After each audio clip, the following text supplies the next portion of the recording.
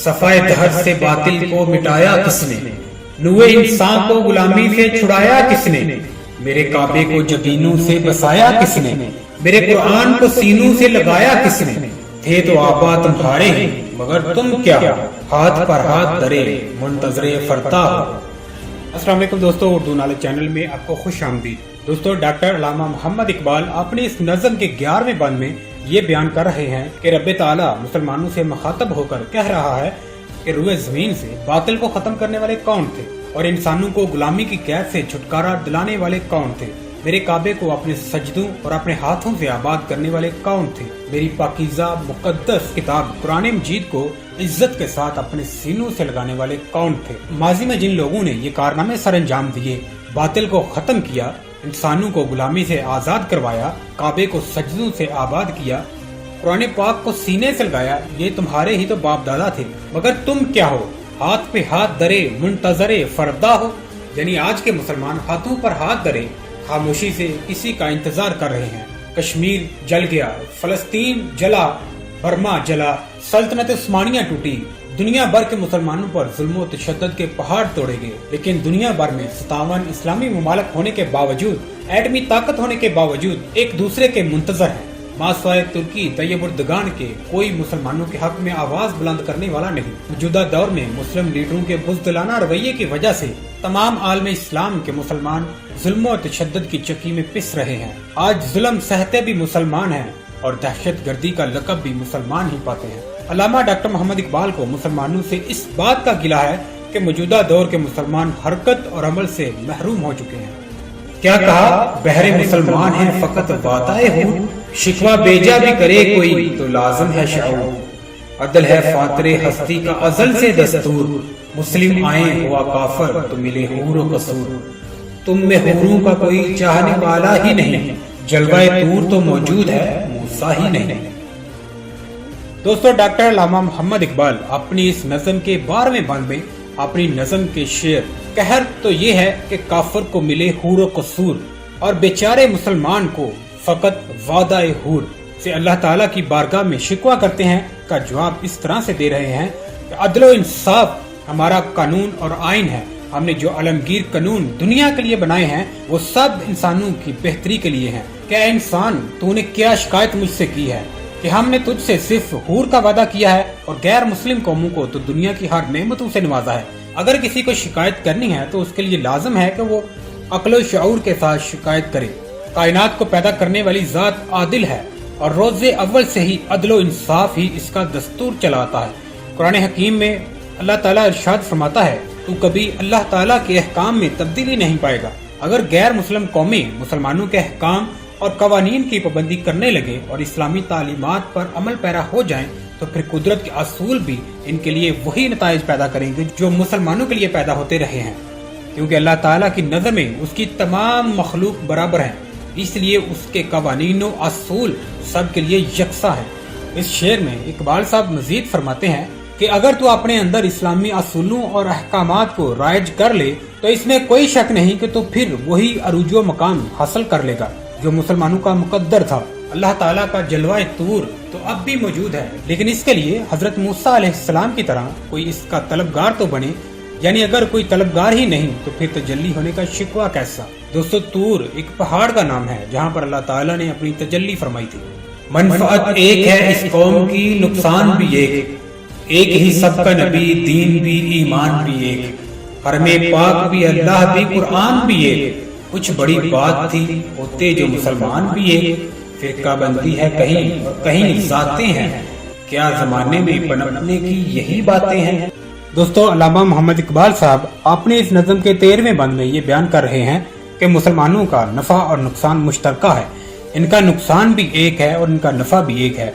मुसलमान एक ही नबी हजरत मोहम्मद मुस्तफ़ा सल्लल्लाहु ताला अलैहि वसल्लम को मानने वाले हैं। इनका दीन भी एक है, इनका ईमान भी एक है।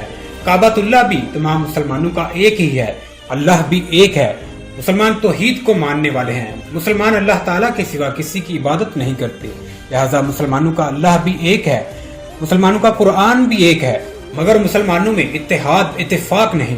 कई जगह पर मुसलमान जातों में बटे हुए हैं और कई जगहों पर फिरकावारियत में बटे हुए हैं। اور یہی وجہ ہے کہ آج 57 اسلامی ممالک اور ایٹمی طاقتیں ہونے کے باوجود مسلمان ذلت اور رسوائی کا شکار ہیں، اور یہی وجہ ہے کہ آج مسلمان سیاسی، معاشی، معاشرتی، علمی، اقتصادی، تہذیبی اور اخلاقی لحاظ سے دوسری قوموں سے بہت پیچھے رہ گئے ہیں۔ مسلمان تو باہمی اتحاد اور باہمی محبت کے جذبات سے بھی محروم ہو گئے ہیں۔ اگر موجودہ مسلمان جو فرقہ پرستی، ذات پات اور گروہوں میں تقسیم ہو چکے ہیں ایک ہو جائیں تو پھر یقیناً وہ آج بھی دنیا میں ترقی یافتہ اور معزز ہوں گے۔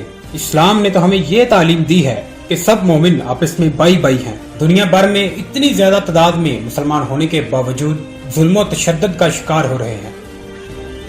کون ہے تارک آئین رسول مختار، مصلحت وقت کی ہے کس کے عمل کا معیار، کس کی آنکھوں میں سمایا ہے شعار ابیار، ہو گئی کس کی نگاہ طرز سلف سے بیزار، قلب میں سوز نہیں، روح میں احساس نہیں، کچھ بھی پیغام محمد کا تمہیں پاس نہیں۔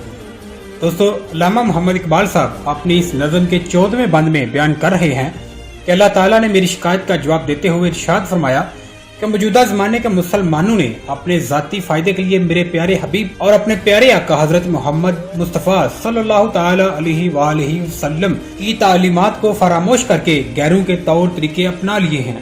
اگر ان کے دل میں اسلام کی تڑپ اور حضور نبی کریم صلی اللہ تعالی علیہ وآلہ وسلم سے محبت کا اتنا ہی شدید احساس موجود ہوتا تو پھر وہ پیغمبر رسول صلی اللہ تعالی علیہ وسلم کی تعلیمات کو ترک نہ کرتے اور نہ ہی غیروں کے طور طریقے اپناتے۔ اللہ تعالیٰ نے مسلمانوں کو پیغام دیا، اے مسلمانوں، تم صرف اپنے اللہ اور اس کے رسول صلی اللہ تعالی علیہ وآلہ وسلم کی اطاعت کرو۔ ایک اور جگہ ارشاد باری تعالیٰ ہے، اگر تم اللہ اور اس کے رسول صلی اللہ تعالی علیہ وآلہ وسلم پر ایمان رکھتے ہو تو پھر تم ہی دنیا میں سربلند اور غالب رہو گے۔ دوستو، آج مسلمانوں کی آنکھوں میں مغرب کی ترقیاں، مغرب کے فیشن سمائے ہوئے ہیں۔ مسلمان اپنے اسلامی طور طریقوں، اپنی تہذیب سے اور اپنے اسلاف کی تعلیمات سے بیزار ہو چکے ہیں۔ آج کے دور میں اگر کوئی موجودہ حکمرانوں، سیاست دانوں، ججز یا کسی افسران کی شان میں گستاخی کر دے تو قانون فوراً حرکت میں آ جاتا ہے، جبکہ رسول پاک صلی اللہ تعالی علیہ وآلہ وسلم کی شان میں گستاخی کرنے والے کو کسی مصلحت کی بنا پر چھوڑ دیا جاتا ہے، پوچھ گچھ نہیں کی جاتی۔ جب عاشقان رسول کے دل تڑپتے ہیں اور وہ احتجاجاً ملزمان کے خلاف کارروائی کا کہتے ہیں تو الٹا عاشقان رسول پر ہی گولیاں برسائی جاتی ہیں، الٹا عاشقان رسول پر ہی مقدمات درج کیے جاتے ہیں، الٹا عاشقان رسول پر ہی کارروائیاں کی جاتی ہیں۔ اقبال صاحب مزید فرماتے ہیں، مسلمان اسلامی تعلیمات پر اور اسلاف کے نقش قدم پر چل کر ہی دنیا میں ترقی حاصل کر سکتا ہے۔ جاگے ہوتے ہیں مساجد میں صف آرا تو غریب، زحمت روزہ جو کرتے ہیں گوارا تو غریب، نام لیتا ہے اگر کوئی ہمارا تو غریب، پردہ رکھتا ہے اگر کوئی تمہارا تو غریب، عمرا نشائے دولت میں ہے غافل ہم سے، زندہ ہے ملت بیضا غربا کے دم سے۔ دوستو، ڈاکٹر علامہ محمد اقبال اپنی اس نظم کے 15ویں بند میں یہ بیان کر رہے ہیں کہ اللہ تعالیٰ کی عبادت کے لیے مسجدوں کا رخ زیادہ تر غریب ہی کرتے ہیں۔ اللہ تعالیٰ کے بتائے ہوئے احکامات کے مطابق روزے غربا ہی رکھتے ہیں۔ غربا ہی اللہ تعالیٰ اور اس کے رسول صلی اللہ تعالی علیہ وآلہ وسلم سے سچی اور بے لوث محبت کرتے ہیں، جبکہ اس کے برعکس امیر لوگ تو اپنی دولت پرستی، خود غرضی اور اسلام سے بے نیازی کی چادر اوڑے ہوئے ہیں۔ ان کے عیبوں پر اگر پردہ پڑا ہوا ہے تو صرف غریبوں کی وجہ سے۔ دوستو، تاریخی و اسلامی کتب گواہ ہیں کہ جب اللہ تعالیٰ کے پیارے حبیب اور ہمارے پیارے آقا حضرت محمد مصطفیٰ صلی اللہ تعالی علیہ وآلہ وسلم نے اللہ تعالیٰ کے حکم کے مطابق مکہ کے رہنے والوں کو اسلام کی دعوت دی تو ان کی آواز پر لبیک کہنے والے زیادہ تر غریب لوگ ہی تھے۔ اسلام غریب، مظلوموں، بے نواؤں اور زیر دست لوگوں کو ان کے جائز حقوق دلوانے اور انہیں غلامی اور لوٹ مار سے نجات دلانے کے لیے دنیا میں آیا تھا۔ اس لیے ان لوگوں نے فوراً ہی اسلام کی تعلیمات کو قبول کر لیا، جبکہ ان کے برعکس مالدار اور قبائلی سردار اسلام اور پیغمبر اسلام صلی اللہ تعالی علیہ وآلہ وسلم کی جان کے دشمن بن گئے۔ سرکار مدینہ صلی اللہ تعالی علیہ وآلہ وسلم کا ارشاد گرامی ہے کہ اسلام کا آغاز غریبوں سے ہوا اور وہ غریبوں پر ہی ختم ہوگا۔ موجودہ دور میں بھی نظر ڈالی جائے تو یہ بات واضح ہے کہ زیادہ تر غریب لوگ ہی اسلامی عبادات سے لگاؤ رکھتے ہیں۔ تو دوستو، یہ تھے جواب شکوہ کے 11 سے 15 اشعار اور ان کی تشریح۔ امید ہے کہ آپ کو یہ ویڈیو پسند آئی ہوگی۔ اس ویڈیو کے متعلق اپنی رائے کمنٹس باکس میں ضرور دیجیے۔ اس ویڈیو کو لائک اور اپنے